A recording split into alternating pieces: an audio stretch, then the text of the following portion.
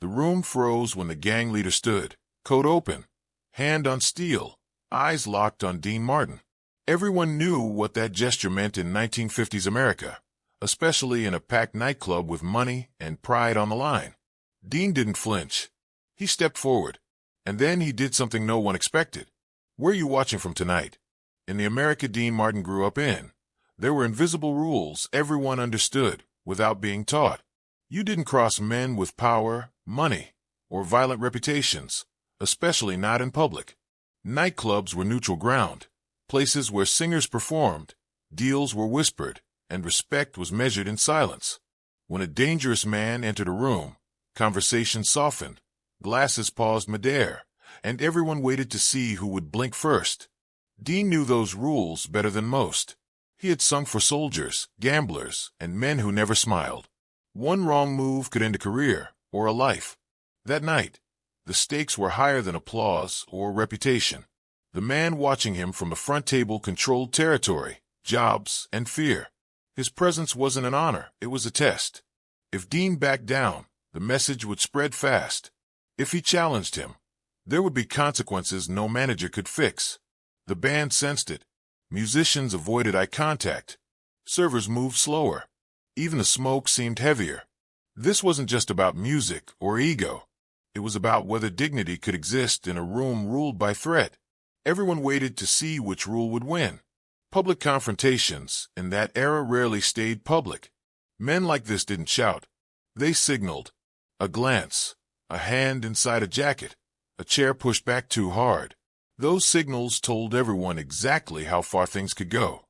Dean recognized them instantly. He also knew something else.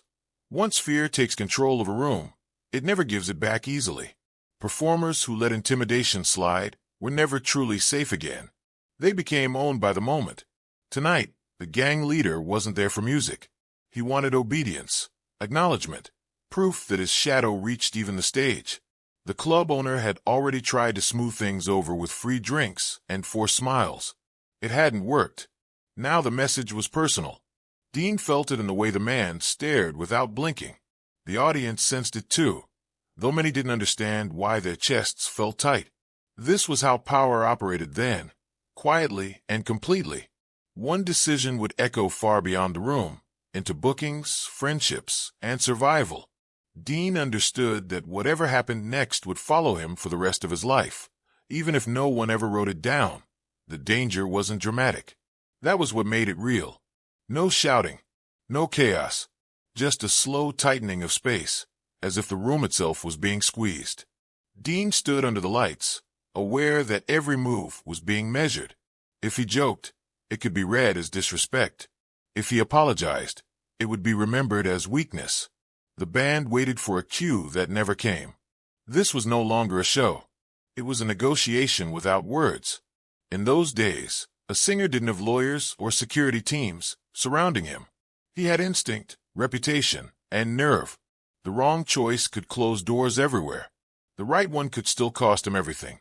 Dean felt the familiar weight of being underestimated, seen as just a voice, a smile, something easily bent.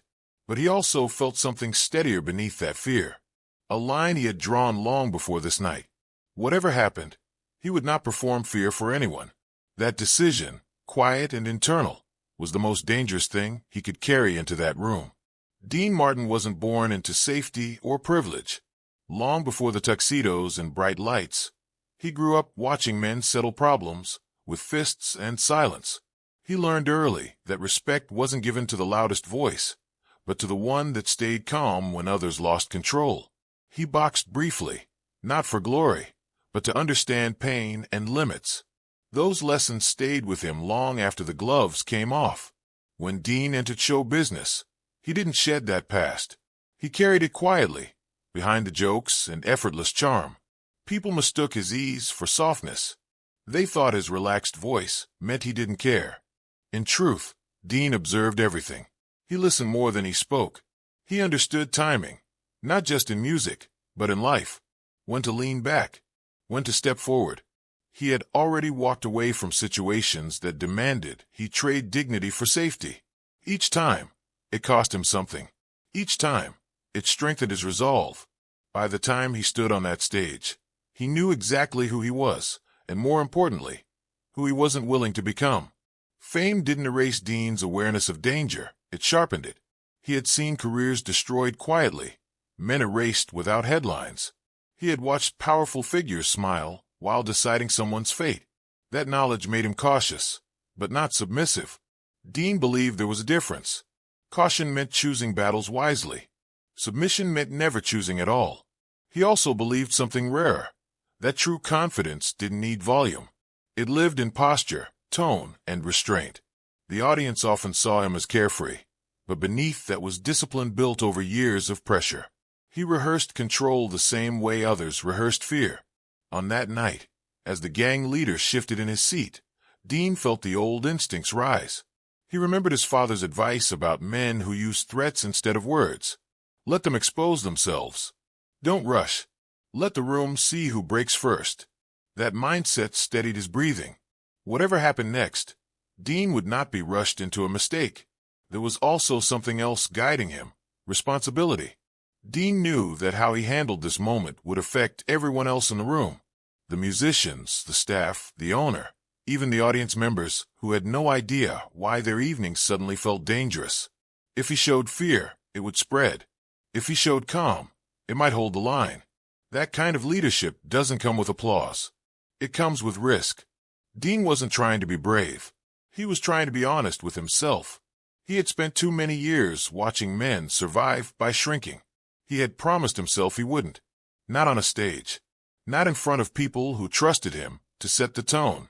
The decision was made before anyone else noticed. He would meet the pressure directly, without insult, without apology. Just presence. The first warning was subtle. The gang leader leaned back and smiled, a gesture meant to unsettle. He spoke just loud enough for Dean to hear. A comment about song choices. About who paid for the night. It wasn't a request. It was a reminder. Dean acknowledged it with a nod, nothing more. Some in the crowd laughed nervously, unsure if they were witnessing banter or something darker. The second warning followed quickly. A chair scraped. A hand disappeared beneath the table. The room held its breath. Dean felt the shift instantly. This was no longer theater. People closest to the table leaned away, without realizing it. Fear has a smell, and it was starting to spread. Dean didn't step back. He adjusted the microphone, buying time, letting the moment stretch.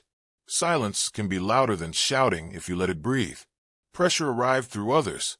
A manager appeared at the edge of the stage, eyes wide, shaking his head slightly.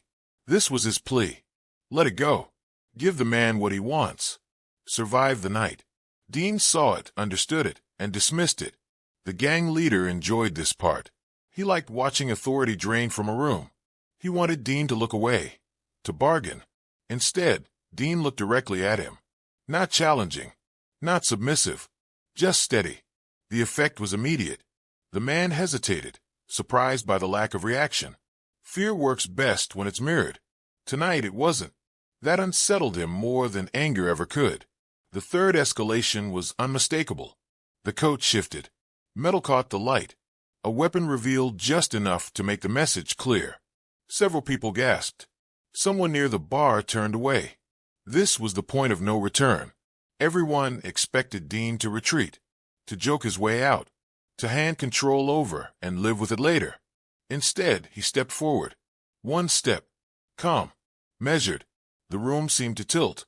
It was a move no one had prepared for, least of all the man with the gun. The night had crossed into something irreversible. Dean was aware of every sound. The hum of lights, the faint clink of glass, the slowed breathing of the crowd. He spoke quietly, forcing the gang leader to lean in if he wanted to hear. That shift mattered. It reversed the physical dynamic. Power isn't always about force. Sometimes it's about who controls distance. Dean closed that distance without aggression. The man stiffened, uncertain. His reputation had taught people to retreat, not advance. This wasn't how the script went. Dean reached out before fear could catch up with him. Not fast, not violent. He placed his hand over the weapon and gently removed it from the man's grip. Gasps turned to silence. No one moved. The act was almost tender, which made it more shocking. Dean didn't raise the gun. He didn't threaten. He simply held it, then placed it on the table between them. A neutral space. A choice offered without words. For a moment, time stalled. The gang leader stared at the gun, then at Dean. He expected punishment. He expected chaos. What he got was restraint. Dean's voice remained calm. "Not here," he said softly. 3 words. Clear. Final. The room exhaled, but the tension remained, waiting to see who would claim the next move. This was the genius of Dean's reaction. By taking the gun without violence, he removed the threat without humiliating the man. He didn't expose him. He didn't make him small. He gave him a way out that preserved pride. In that world, that mattered more than force. The gang leader realized it too. His authority hadn't been challenged publicly. It had been redirected. The audience didn't cheer. They watched, sensing they were witnessing something rare. Dean stepped back, returning to physical space. The gesture said everything. "I'm not your enemy. I'm not afraid of you either." The band waited, frozen. The club owner clutched the bar. All eyes stayed on the man who had come expecting obedience and found himself offered respect instead. Slowly, deliberately, the gang leader pushed the gun away. His shoulders dropped. The performance was over. Power had shifted not through dominance, but through composure. Dean picked up the microphone again, not triumphantly, but normally. Life resumed, altered but intact. The crowd didn't erupt. They didn't need to. They felt the release collectively, like a storm passing without breaking. The gang leader sat back, signaling to his companions to stand down. Authority recognized authority. The unspoken agreement held. Security and staff resumed their movements, careful not to draw attention. The moment would not be discussed openly. That was how such things survived. But everyone there would remember it forever, whether they spoke of it or not. Later, away from the lights, the gang leader approached Dean privately. No witnesses. No theater. He thanked him. Not warmly. Not easily. But sincerely. Dean nodded, accepting it without comment. Some victories don't need words. They spoke briefly about respect, about knowing where lines are drawn. There was no handshake at first. Then there was a quiet acknowledgement between 2 men who understood the cost of escalation. The story traveled the only way stories like this do, in low voices, behind closed doors. It became legend not because of danger, but because of restraint. Years later, people would say Dean Martin once took a gun and gave a man back his dignity. And that, they'd say, was real power. Moments like this define legends not by violence, but by control. If this story moved you, like the video, subscribe for more untold moments, and comment below. When have you seen calm change everything?